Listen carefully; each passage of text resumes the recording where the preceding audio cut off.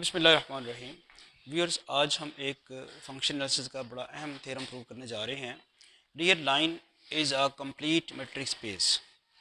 Set of real numbers की जो metric space बनती है वो हमेशा कंप्लीट मेट्रिक स्पेस होगी। इस थ्योरम की इंपॉर्टेंस इस सेंस में भी है कि आगे चल के हमने और बहुत सी स्पेसेस को जब कंप्लीट मेट्रिक स्पेस साबित करना होगा तो उसमें ये थ्योरम अप्लाई होगा। यानी एल पी स्पेस और बहुत सी स्पेसेस आगे हम जाकर डिफाइन करेंगे। उनको कंप्लीट साबित करने के लिए हम देखेंगे कि इसकी कंप्लीटनेस इस्तेमाल होगी। थ्योरम क्या है? Real line is a complete metric space. Set of real number with usual metric is a complete metric space. Real line के ऊपर जब मेट्रिक डिफाइन ना की गई हो तो वो यूजुअल मेट्रिक होती है। अच्छा, किसी भी थ्योरम को करने के लिए, प्रूव करने के लिए सबसे इम्पॉर्टेंट चीज़ जो है वो ये है कि उसके मेन चीज़ें क्या हैं जो जिसको आपने टारगेट करना है। इसमें सबसे पहले बात क्या आ रही है? कंप्लीटनेस की डेफिनेशन। तो किसी भी चीज़ को कंप्लीट साबित करने के लिए, किसी भी सेट स्पेस को, मेट्रिक स्पेस को कंप्लीट मेट्रिक स्पेस साबित करने के लिए उसकी डेफिनेशन की तरफ जाना होगा। डेफिनेशन क्या थी? कि उसकी हर कॉची सीक्वेंस कन्वर्जेंट है। ठीक है, इसकी हर इसका मतलब ये है कि अगर आपने इसको कंप्लीट साबित करना है तो फिर आपने इसकी कोई कॉची सीक्वेंस लेके उसको कन्वर्जेंट साबित करना। पहला तो स्टेप ये है। अब आगे चल के हम देखेंगे कि बड़े मसाइल हमारे आएंगे कि ये कोई इतनी आसानी से प्रूव नहीं हो जाएगा कि इसकी कोई कॉची सीक्वेंस लेके उसको कन्वर्जेंट साबित करना इतना आसान नहीं होगा। उस स्टार्ट में तो आपको यही पता है कि हमने ये करना है। कंप्लीट मैट्रिक्स पे साबित करने के लिए आपको स्टार्ट में यही पता है कि इसकी हर कॉची सीक्वेंस को कन्वर्जेंट साबित करना है। हर कॉची सीक्वेंस को कन्वर्जेंट साबित करने का मतलब ये है कि आप इसकी कोई एक कॉची सीक्वेंस लें और उसे कन्वर्जेंट साबित करें। इसके अगली जो स्टेजेस हैं वो साथ साथ जैसे आएंगी तो मैं आपको एक्सप्लेन करता जाऊंगा।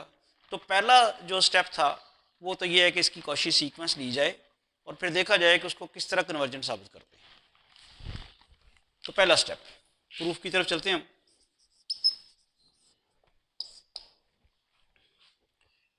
Late x n be a Cauchy sequence in R. Cauchy sequence in R means के इस सीक्वेंस की जितनी भी टर्म्स हैं वो सारे के सारे रियल नंबर्स हैं। जब आप सीक्वेंस की डेफिनेशन करते हैं तो वो एक फंक्शन है जिसकी domain set of natural numbers है और रेंज वो स्पेस के एलिमेंट्स होते हैं। यानी उस सीक्वेंस की जो टर्म्स आती हैं वो उस स्पेस के एलिमेंट्स होते हैं। इसका स्पेस क्या है? आर। सीक्वेंस की जो टर्म्स आएंगी वो आर में से आएंगी। तो आर रियल नंबर्स का सेट है तो सीक्वेंस की टर्म्स जो है रियल नंबर्स होंगी। आपने कॉची सीक्वेंस ले ली। इसके फौरन बाद आपके ज़हन में क्या ख्याल आता है? जी, इसको कन्वर्जेंट साबित करना। लेकिन जारी बात है वो एकदम से तो नहीं आप कह देंगे कि ये अब कन्वर्ज कर गई है। इसके फौरन बाद अभी तो कुछ नहीं पता चल रहा क्या करना है। लेकिन एक चीज़ तो ज़रूर है कि ये कॉची सीक्वेंस है तो कॉची सीक्वेंस की अपनी भी एक डेफिनेशन है। ठीक है, कॉची सीक्वेंस की डेफिनेशन है। उस डेफिनेशन के मुताबिक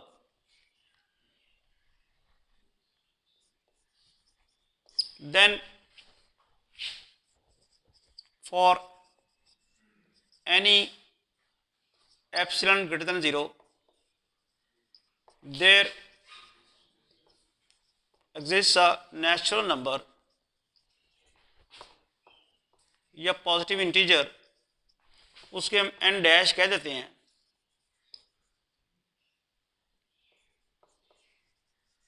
जी, करना अब ये है, कॉची सीक्वेंस की डेफिनेशन ये थी d x m x n is lesser than epsilon for all m n greater equal to n dash. तो चूंकि ये मैट्रिक्स स्पेस हम डिस्कस कर रहे हैं आर रियल लाइन, लिहाजा रियल लाइन में अगर डिस्टेंस ना दिया गया हो मेट्रिक ना दी गई हो तो वो कौन सी होती है? Usual metric. बुक बंद कर दें। वो होती है यूजुअल मेट्रिक।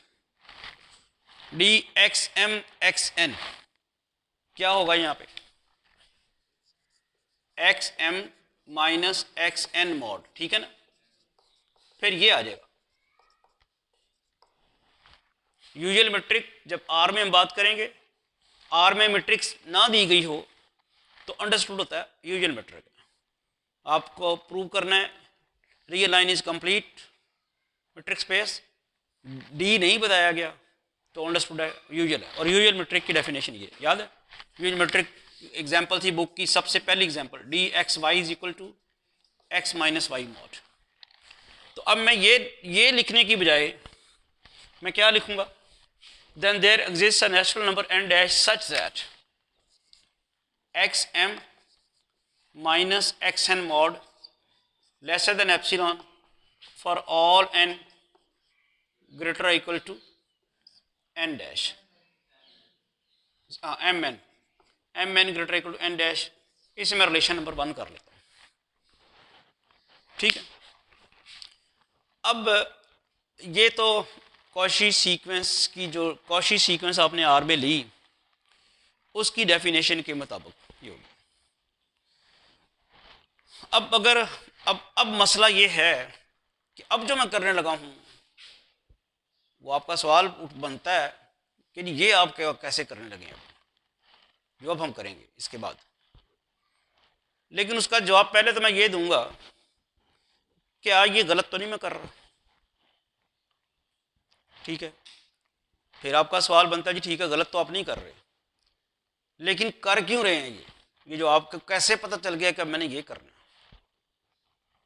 तो वो बिल्कुल इसी तरह ही है कि जिस तरह आप यहाँ से कॉलेज से निकलते हैं तो कॉलेज से घर जाने के लिए, अब कॉलेज से निकलने के तो बहुत सारे रास्ते हैं, कॉलेज से निकल के तो इधर उधर स्कैटर्ड हो जाएं आप सीधा घर जाते हैं, उस रास्ते पे चल के जाते हैं जो आपको घर लेके जाए, भटकते तो नहीं। इधर चले गए, उधर चले गए, उधर से फिर घूम के फिर आए, ऐसा तो नहीं आप करते। तो आपको घर का रास्ता याद है पहले से कि मैंने यहाँ से निकल के इस वैन में बैठना है या मोटरसाइकिल पे हूँ या गाड़ी पे हूँ तो ऐसे ऐसे जाना, तो मैंने घर जाना है। एग्जैक्टली वही बात ये है कि हमें ये किसी ने बता दिया हुआ है कि ऐसे करना है, इसके बाद लिहाजा हम उसके ऊपर अमल कर रहे हैं, किसी ने फर्स्ट टाइम प्रूव किया हुआ है। तो बात देखें क्या कि किसी भी एप्सिलॉन ग्रेटर देन 0 के लिए कोई नेचुरल नंबर मिल जाएगा। अब जरा देखें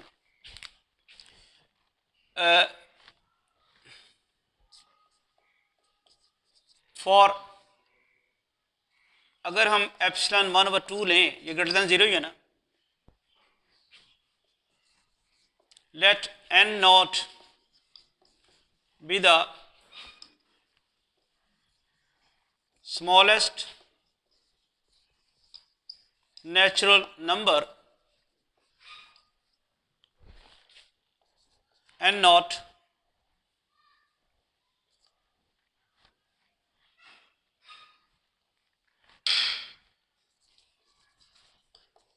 satisfying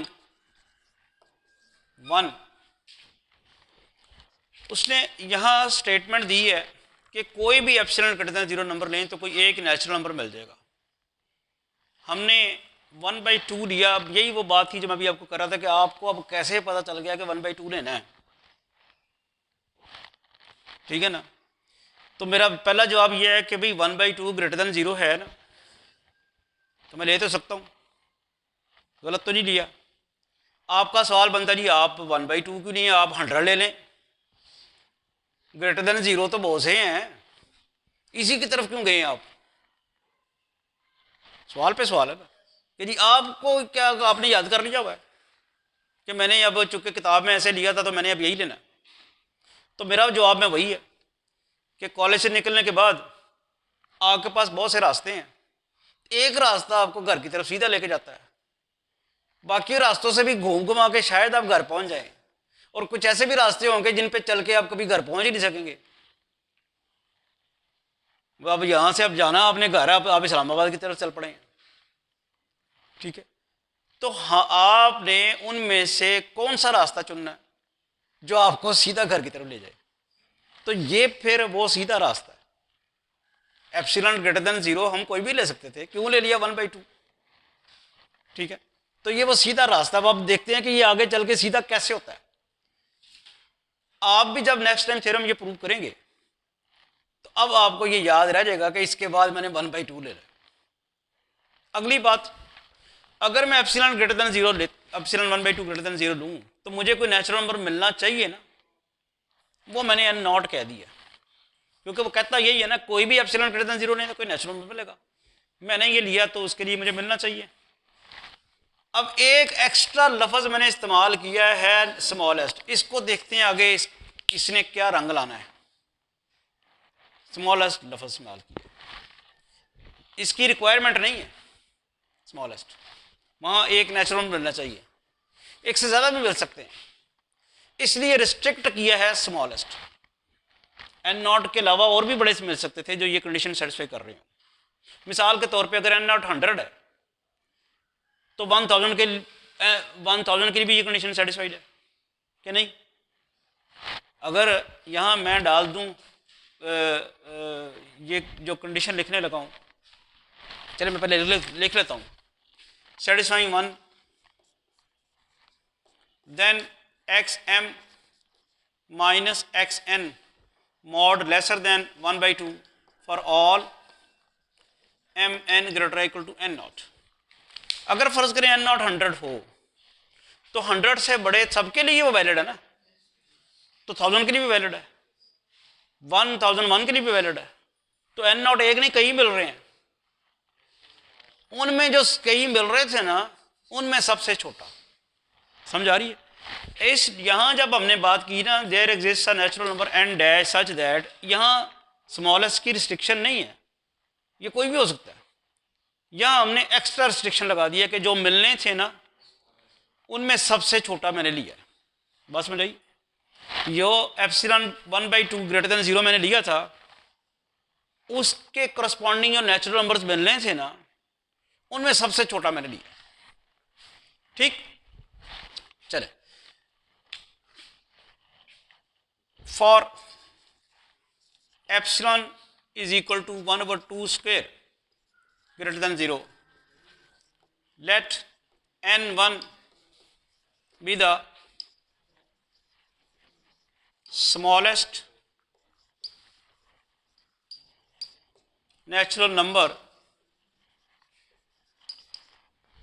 satisfying ये दोबारा लिख दिया, let n not be the smallest natural number, ये यहाँ सेटिस्फाइंग 1, देन ये हो गया। सिमिलरली 1/2 का स्क्वायर लूँ, 1/2 का स्क्वायर लूँ तो वो भी ग्रेटर देन 0 है, उसके करस्पॉन्डिंग में नेचुरल नंबर मिलेगा, उनमें भी सबसे छोटा ले लिया जो सबसे छोटा मिलता है। For epsilon is equal to 1/2 square greater than 0, let n1 be the smallest natural number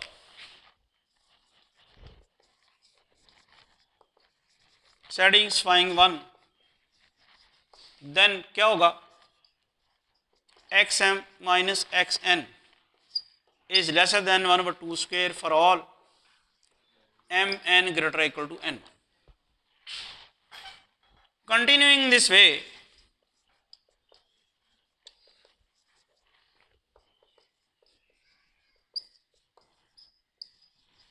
G for epsilon is equal to 1/2 raised per k greater than 0, there is a smallest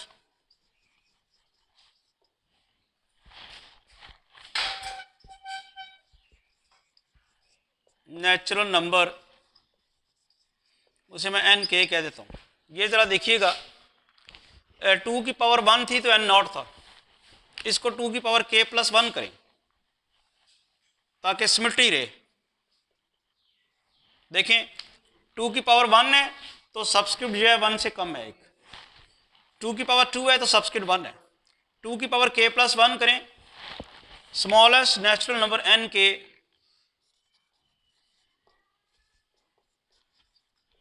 satisfying one,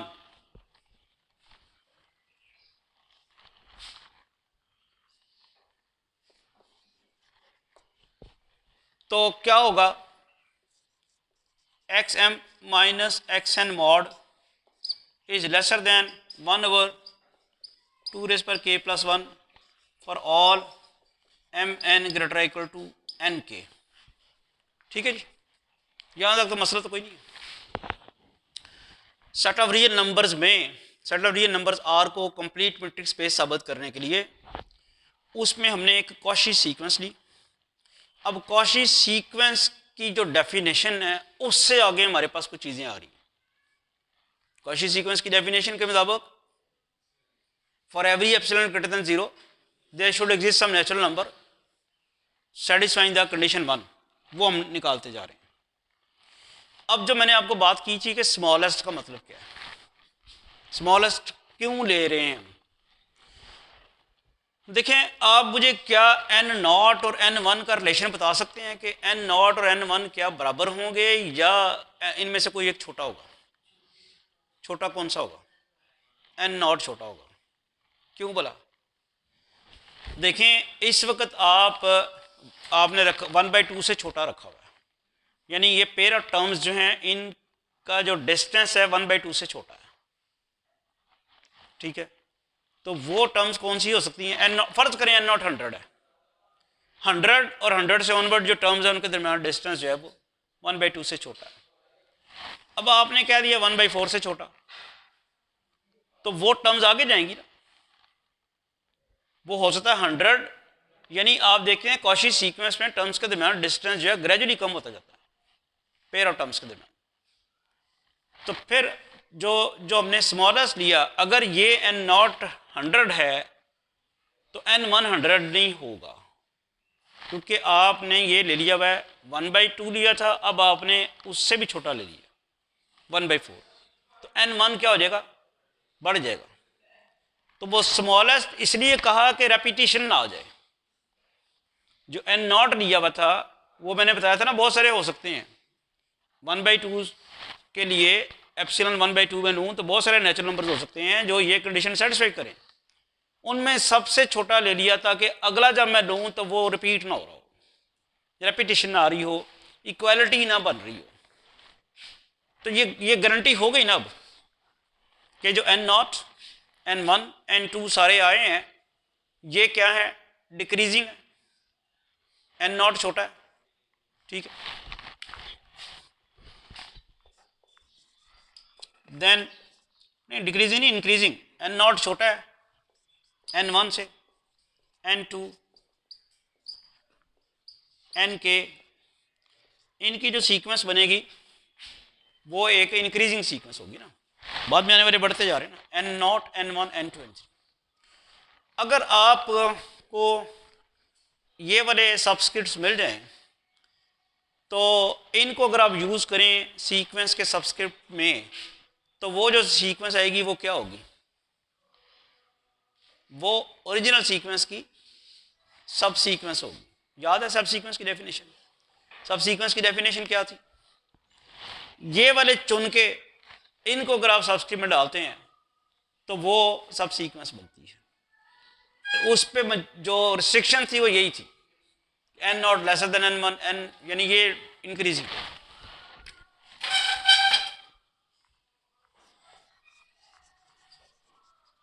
Therefore xnk is a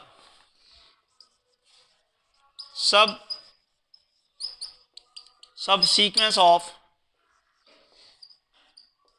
xn। अब ये जाना कहाँ था, चल किधर पड़े हैं, ये क्या हुआ, ये कहाँ से दरमियान से ये किधर चल पड़े, बता सकता में से? करना तो था प्रूव कि रियल लाइन का जो सेट है वो कंप्लीट मैट्रिक्स स्पेस है। उसके लिए सीधा सा काम था, उसकी कॉची सीक्वेंस लेके कन्वर्जन साबित कर रहे थे। किधर जा रहे हैं? हाँ जी, उधर ही जा रहे हैं जिधर जाना चाहिए।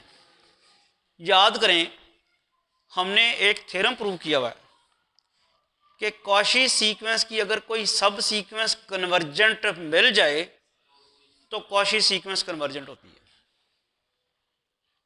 तो हमने कॉशी सीक्वेंस की एक सब सीक्वेंस बना ली है, समझ आई? कॉशी सीक्वेंस की एक सब सीक्वेंस बना ली है। अगर हम इस सब सीक्वेंस को कन्वर्जेंट साबित करने में कामयाब हो गए, जो कि बड़ी मुश्किल से होंगे, फिर एक्सन सीक्वेंस जो है वो कन्वर्जेंट हो जाएगी और स्पेस जो है वो क्या हो जाएगी, कंप्लीट हो जाएगी। अब इसको सब सीक्वेंस को सब सीक्वेंस ये क्यों बनी है? क्योंकि इसके जो सबस्क्रिप्ट्स हैं वो इस तरह से हमने चुने हुए हैं कि वो इंक्रीजिंग सीक्वेंस बना रहे हैं। यानी ये जो सीक्वेंस, ये जो सब सीक्वेंस है, ये इसकी टर्म्स जो हैं ओरिजिनल सीक्वेंस की टर्म्स के ऑर्डर के मुताबिक है, ऑर्डर डिस्टर्ब नहीं हुआ। अच्छा चलें, अब मसला तो भी ख़त्म थोड़ी हुआ है, अभी यहाँ थोड़ी जान छूट गई। अब ये जो अच्छा जी, बोर्ड अब रब इसलिए करना पड़ा कि थ्योरम की लेंथ बहुत ज़्यादा, तो अभी शायद एक दफ़ा फिर भी करना पड़े। तो अब हम पहुँच चुके थे कि एक्स एन के सब सीक्वेंस है एक्स एन की, यानी और कॉशी सीक्वेंस की सब सीक्वेंस कन्वर्जेंट हो तो कॉशी सीक्वेंस खुद कन्वर्ज कर देती है। तो अब हमने क्या करना है, next we show that x n k is convergent.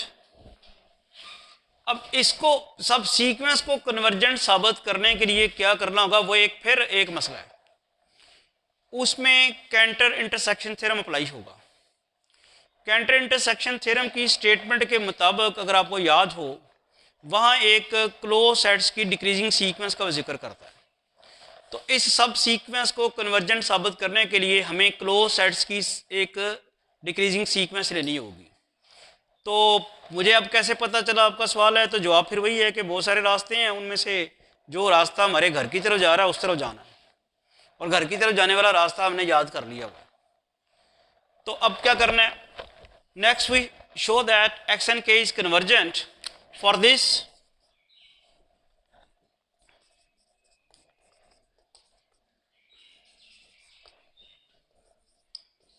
let us consider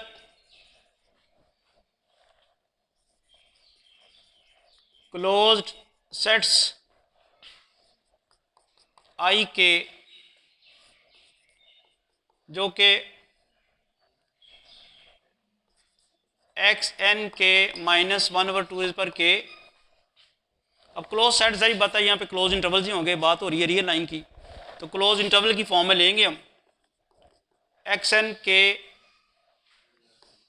+1/2 पर के। देन ऑब्वियसली आई के +1 क्या बन जाएगा, एक्स एन के +1 -1/2 पर के +1 एक्स एन के +1 +1/2 पर के +1, ये बन जाएगा।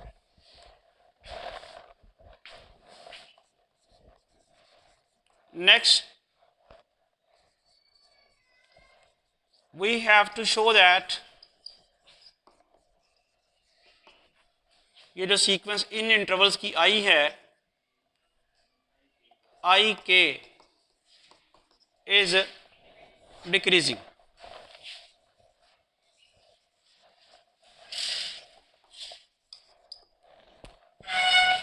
अच्छा, अब इसको डिक्रीजिंग साबित करने के लिए हम चाहेंगे कि जो सब सीक्वेंस आई हुई है वो बेसिकली कॉशी सीक्वेंस की सब सीक्वेंस है, तो वो बजाते खुद भी कॉशी होगी।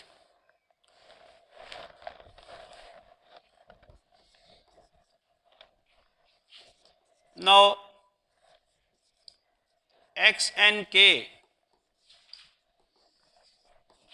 being the subsequence Cauchy sequence xn is Cauchy sequence. So for epsilon अगर मैं 1/2 रेज़ पर k + 1 ले लूँ, then there must exist a natural number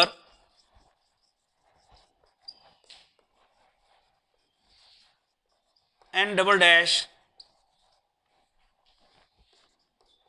such that, जी पता चला, वो x n k + 1 minus x n k mod is lesser than 1/2 raised per k + 1 for all n k + 1 n k greater or equal to n double dash। चूँकि सब sequence जो है वो बताते खुद कॉशी सीक्वेंस है, तो मैं अगर कोई ग्रेटर दैन 0 रियल नंबर लेता हूँ जो कि जानबूझ के मैंने ये वाला लिया है, तो ये कंडीशन सेटिस्फाई होनी चाहिए। जहाँ आप कहते थे ना x m minus x n mod lesser than epsilon, तो x m minus x n की बजाय आ गया x n k minus x n k lesser than epsilon की जगह आ गया 1/2 रेज़ पर k + 1। अब ये जो मॉड ब्रेक होता है तो क्या आएगा यहाँ से, माइनस 1/2 रेज़ पर k + 1 lesser than x n k + 1 minus x n k lesser than 1/2 raise पर k + 1। ये समझ आ गई, मॉडुलस है, और जब मॉडुलस ब्रेक करेंगे तो इसकी नेगेटिव और इसकी पॉजिटिव के दरमियान ये क्वांटिटी आ जाएगी। मैं इसके दो हिस्सों में इसको स्प्लिट करने लगा हूँ। माइनस 1/2 रेज़ पर k + 1 is lesser than x n k + 1 minus x n के, इसे मैं लेबल कर देता हूँ 2, चूँकि 1 में पहले यूज़ कर चुका हूँ। एंड एक हिस्सा मैंने ये ले लिया, ये कौन सा हिस्सा है, ये वाला, माइनस 1/2 रेज़ पर k + 1 is lesser than x n k + 1 minus x n के। आधा हिस्सा मैं उधर लेने लगा, वो कौन सा है, x n k + 1 minus x n k is lesser than 1/2 raise पर k + 1, इसे मैं 3 कर देता हूँ। नंबर 2 वाला पार्ट जो है उसको ज़रा सिंप्लीफाई करने लगा, उसको मैं लेफ्ट हैंड साइड पे ले आता हूँ, x n k minus 1/2 raise पर k + 1 lesser than x n k + 1। ठीक है, ये मैं किसको सॉल्व कर रहा हूँ, नंबर 2, 3 को नहीं। ये जो मेरे पास आया था इसका आधा पार्ट जो 2 था उसको मैंने सॉल्व किया। ये एक्स एन के सिर्फ मैं लेफ्ट हैंड साइड पे लेके आया, पॉजिटिव हो जाएगा और ये आपके पास ही आ जाएगा।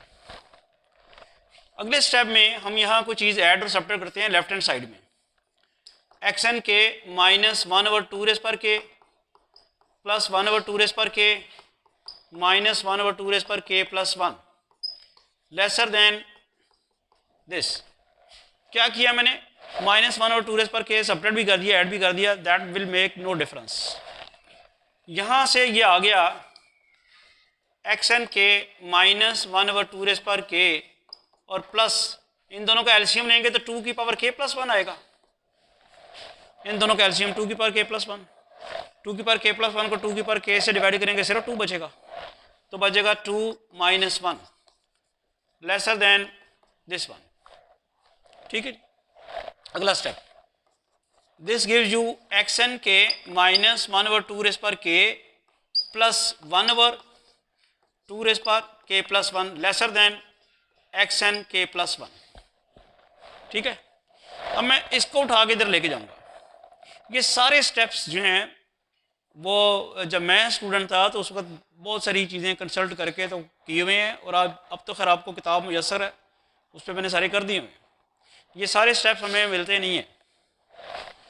यहाँ से आ जाता है x n k minus 1/2 raise पर k lesser than x n k + 1 minus 1/2 raise पर k + 1।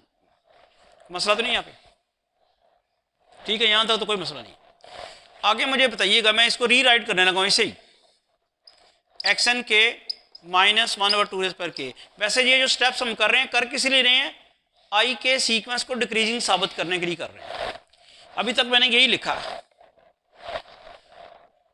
X n k plus one minus 1/2 raise power k plus one. मुझे सिर्फ ये आपसे आप पूछना है, ये तो मैंने वही चीज़ ऊपर वाली लिखी ना, एक चीज़ मैं राइट हैंड साइड पे लिखने लगा हूँ, x n k plus one plus 1/2 raise power k plus one. सिर्फ आपसे पूछना है इसका इसके साथ क्या तल्लुक होगा।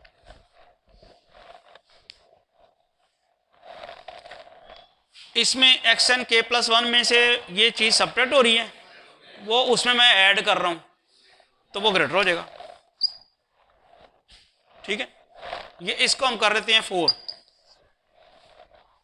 अभी तक मैंने जो इस मॉडल्स को ब्रेक करके जो मेरे पास इनइक्वालिटी आई थी उसका आधा पार्ट सॉल्व करके यहाँ तक पहुँचा हूँ। आधा पार्ट जो है मेरा अभी रहता है जी। 3 क्या इंप्लाई करता है? 3 इंप्लाई करता है x n k plus one lesser than x n के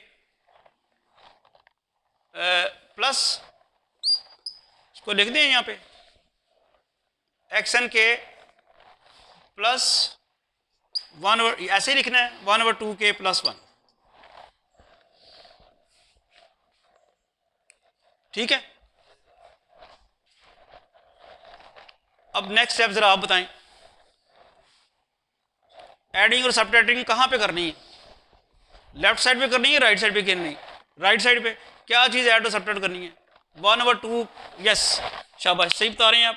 एग्जैक्टली वही चीज़ जो आपने यहाँ सब्ट्रैक्ट और ऐड की थी, वहाँ अब ऐड और सब्ट्रैक्ट कर रहे हैं। क्या बनेगा? X n k plus one lesser than x n k, हाँ जी, पहले ऐड कर रहे हैं 1/2 raise power k minus 1/2 raise power k plus 1/2 raise power k plus one. ऐसे ही करना है। अब राइट हैंड साइड को सिंप्लीफाई करें ज़रा, x n k plus one lesser than x n k plus 1/2 raise power k minus, अगर आप common लेते हैं एलसीएम आपके पास आता है 2 rays power k plus one, यहाँ 2 - 1 आ जाएगा। ये क्या बन जाएगा? X n k plus one lesser than x n k plus 1/2 raise power k minus 1/2 raise power k plus one. ठीक है,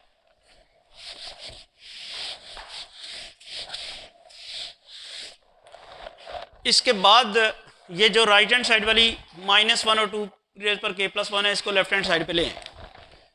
ये बना x n k plus one plus 1/2 raise power k plus one lesser than x n k plus 1/2 raise power k. ये relation number आ गई 5। 4 और 5 को ज़रा combine तो करें।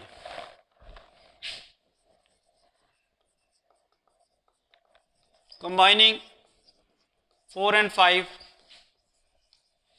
जी। 4 में आपके पास है x n k minus 1/2 raise power k lesser than जी x n k plus one minus 1/2 raise power k plus one lesser than x n k plus one plus 1/2 raise power k plus one. ये तो मैंने अभी 4 लिखी। 5 क्या कह रहा था? 5 कह रहा है कि ये वाली चीज़ इससे लेसर है, ये चीज़ आ चुकी है, laser than x n k plus 1/2 raise power के। ठीक हो गया?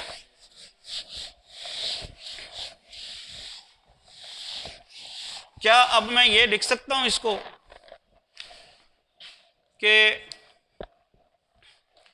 अच्छा चलें आपको समझाने के लिए मैं कर देता हूं। अगर 3 सबको पता लेसर देन 8 है, 8 लेसर देन 9 है और 9 लेसर देन 15 है ना? अब नंबर लाइन पे अगर नंबर ये प्लॉट करें तो क्या बनेगा? यहाँ कहीं 3 है, यहाँ कहीं 8 है, यहाँ कहीं 9 है, यहाँ कहीं 15 है। तो मुझे ये बताएं 8 और 9 का जो इंटरवल है उसका 3 और 15 के इंटरवल के साथ क्या ताल्लुक है? ये इसका सबसेट है। आगे समझ। दरमियान वाले जो हैं, तो यहाँ दरमियान वाले कौन से हैं? इसका क्या मतलब हुआ? X n k plus 1 minus 1/2 raise power k plus 1 comma x n k plus 1 plus 1/, this is a subset of x n k minus 1/2 k x n k plus 1/2 के। वो आ गई समझ? इससे क्या पता चला? I k plus 1 is a subset of I k for all के। इससे क्या पता चला? आई के is a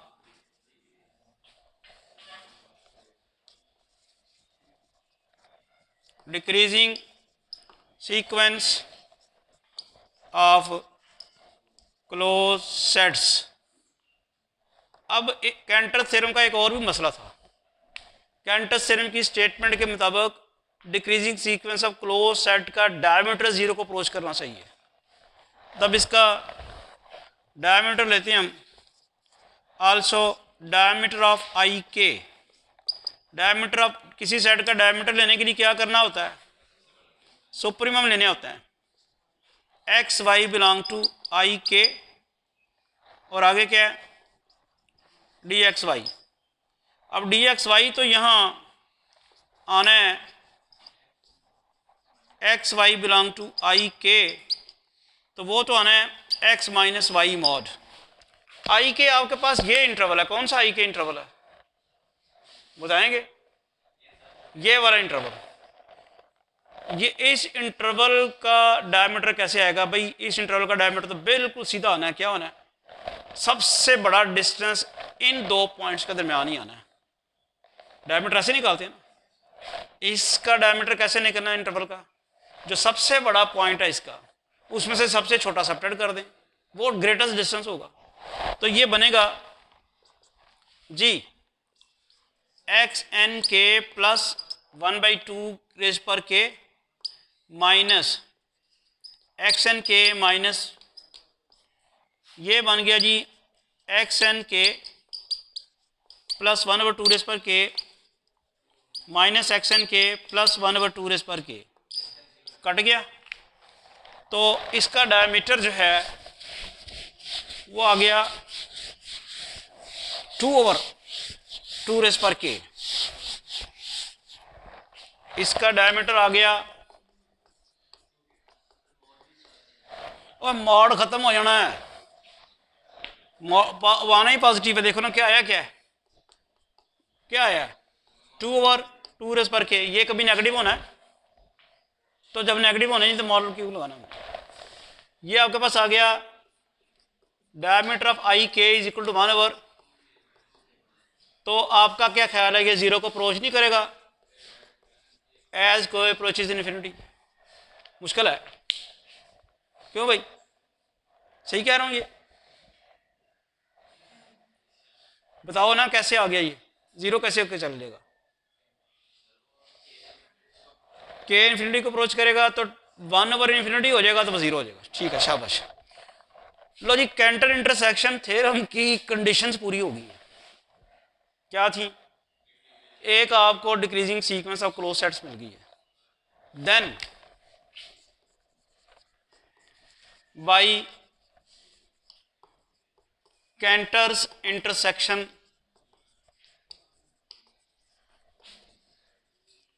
theorem, intersection k varies from 1 to infinity I k will have क्या था exactly 1 point let that point be x, that is intersection k varies from 1 to infinity, I k is equal to x. ठीक है, then क्या होगा, x must belong to I k for all k. Intersection में पढ़ा हुआ ना, तो सब में पढ़ा होगा, सब में पढ़े होने का मतलब क्या है, x belong to I k था क्या, एक्स एन के माइनस 1/2 पर के, एक्स एन के प्लस 1/2 पर के फॉर ऑल के। समझ नहीं आई? इसके बाद क्या मुझे अब कहना पड़ेगा कि सीक्वेंस एक्स के ऊपर कन्वर्ज कर गई है? कहना पड़ेगा अभी भी, कहना पड़ेगा अभी भी। क्यों भला कहना पड़ेगा? वो इस तरह कि इस इंटरवल को अगर आप बड़े गौर से देखें ना, ये इंटरवल बनता है कैसे है, ये इसका सेंटर है जो कि एक्स एन के है, और इधर आपके पास पड़ा हुआ है 1/2 पर के, और इधर पड़ा हुआ है ये भी, यानी ये जो डिस्टेंस है ये 1/2 पर के माइनस 1/2 पर के, यानी जितना आप इधर जा रहे हैं इतना ही आप इधर आ रहे हैं। वो यानी एक्चुअली आपको अगर इंटरवल की फॉर्म में लिखना तो ऐसे लिखना है, एक्स एन के प्लस 1/2 पर के, और ये जो पॉइंट है ना ये है एक्स एन के माइनस 1/2 पर के, यानी इन बोथ केस ये इंटरवल का रेडियस 1/2 पर के है। ठीक होगी बात? अब समझने वाली बात है, ये जो आई के था वो इंटरवल था, क्लोज इंटरवल, और क्लोज इंटरवल की फॉर्मेशन इस किस्म की है कि इसका सेंटर एक्स एन के है, और इधर एक्स एन के माइनस 1/2 पर के, और इधर एक्स एन के प्लस 1/2 पर के। एक्स इसमें कहीं पड़ा हुआ है, एक्स कहाँ पड़ा हो सकता है? एक्स यहां हो सकता है, यहां हो सकता है, यहां हो सकता है, यहां से यहां कहीं भी हो सकता है। अब एक्स इस इंटरवल में कहीं भी हो, उसका जब मैं एक्स एन के से डिस्टेंस लूंगा तो वो क्या आएगा, वो मैक्सिमम डिस्टेंस जो आ सकता है वो क्या आ सकता है? अगर एक्स यहां पड़ा हुआ हो तो उसका एक्स एन के से डिस्टेंस क्या आ सकता है, 1/2 पर के। यही है ना? अगर अब मैं कह रहा हूं कि एक्स इस क्लोज इंटरवल में पड़ा हुआ है, एक्स के पॉसिबिलिटीज क्या है पड़े होने की, या तो यहां होगा, यहां है तो यहां से इस तक का डिस्टेंस, मैक्सिमम डिस्टेंस क्या है 2 पर के, वो आ सकता है। एक्स यहां हो सकता है तब भी ये आ सकता है, लेकिन अगर एक्स यहां अंदर आ गया कहीं तो फिर वो जो डिस्टेंस होगा क्या होगा, 1/2 पर के से लेसर होगा। तो मैं फिर यहां से क्या ये लिख दूं कि x n k minus distance mod में लेना ना, लेसर आर इक्वल टू, ये लिख दूं, और ये केस है फॉर ऑल के। क्या अभी भी मैं नहीं कहूंगा कि सीक्वेंस कन्वर्ज कर गई है? क्यों कहूंगा बताएं जरा?